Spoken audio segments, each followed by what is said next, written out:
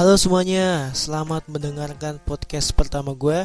Senang banget akhirnya gue bisa sharing-sharing bermanfaat lagi kepada kalian semua melalui media yang agak berbeda, yaitu melalui podcast. Podcast ini lagi hype banget nih beberapa tahun terakhir karena sifatnya menurut gue lebih simple. Lo bisa mendengarkan podcast dimanapun dan kapanpun dengan berbagai macam tema yang sesuai dengan passion lo, baik mengenai politik, pendidikan, budaya, teknologi, atau hanya sekedar mencari hiburan. Podcast gue ini insya Allah akan berisi tentang apapun yang berkaitan dengan anak muda dan segala keresahan yang ada di dalamnya.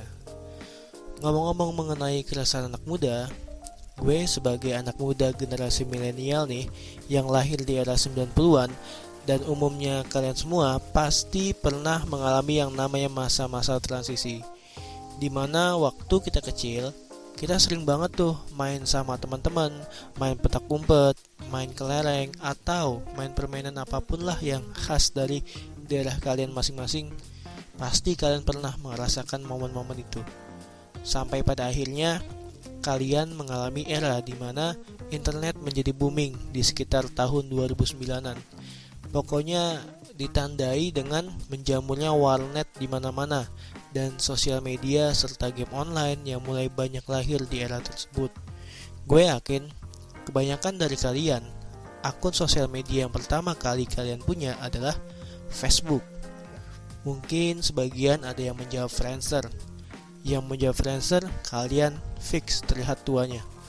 Oke, gue cuma bercanda. Next. Nah, semua perkembangan itu membawa kita kepada era yang baru. Era di mana kita mulai menggeser interaksi sosial kita yang awalnya berinteraksi secara langsung, sekarang melalui sosial media yang sifatnya digital. Nah, inilah yang menjadi poin keresahan gue sebetulnya. Tapi sebelum itu, ngomong-ngomong masalah sosial media, tanpa terasa umur sosial media saat ini sudah lebih dari 1 dekade dan telah menjadi bagian dari hidup kita semua. Ada banyak sekali platform sosial media yang ada saat ini.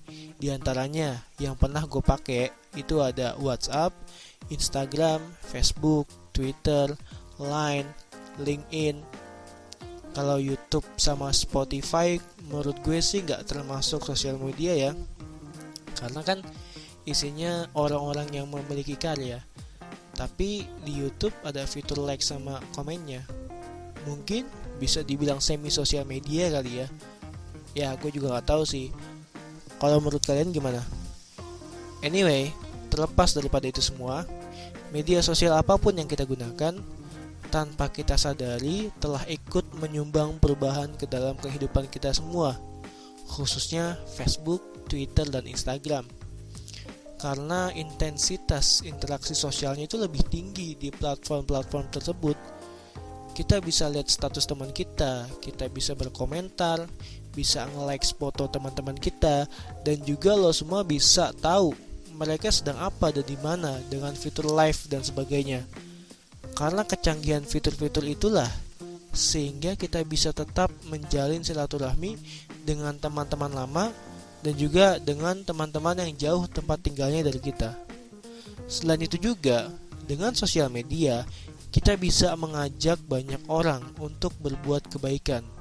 Kita bisa mengajak orang untuk berdonasi, contohnya membantu saudara-saudara kita yang memiliki kekurangan atau beberapa musibah yang sedang terjadi sekarang ini, seperti beberapa kasus, yaitu seperti kasus mewabahnya virus COVID-19 yang menggerakkan beberapa influencer untuk mengajak banyak orang berdonasi membantu orang-orang yang terkena virus COVID-19 dan tenaga medis yang berkecimpung di dalamnya.